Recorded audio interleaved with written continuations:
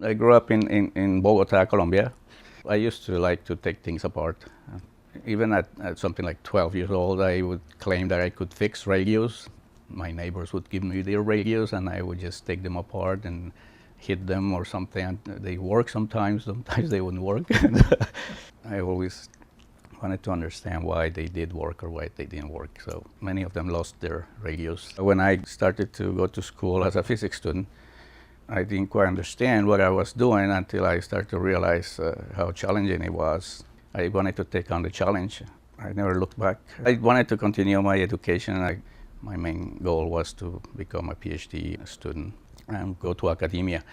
That was the reason I came to Cal State. They took me in and they helped me a lot. Bill Taylor was my professor. Well, I did research with him. I realized the physics of materials would be something interesting to me.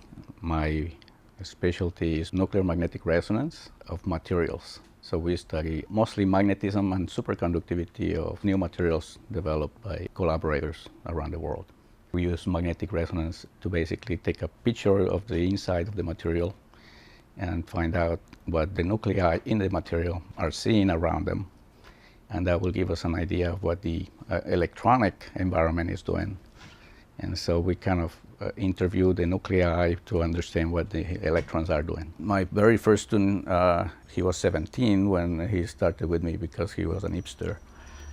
And he was amazing. I mean, the programs he wrote, we still use them today. That was back in '98.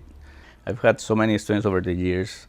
When students ask a question, it allows me to realize how they're thinking. And that is, helps me to respond not just that question, but to try to figure out how I best can orient them in the direction that they would make some progress. As colleagues, we all help each other as much as possible, and we support each other in what we do. This last year, we got a partnership for research and education, and we had our partner is Penn State. I'm the director of that program. So this summer, we have 2 graduate students, 3 undergraduate students at Penn State. This is our first year, so we're going to be doing this for about 5 years. I wish I could stay home all day, you know. I still think at night about the different problems that are in my head, and I still dream of ways to solve them.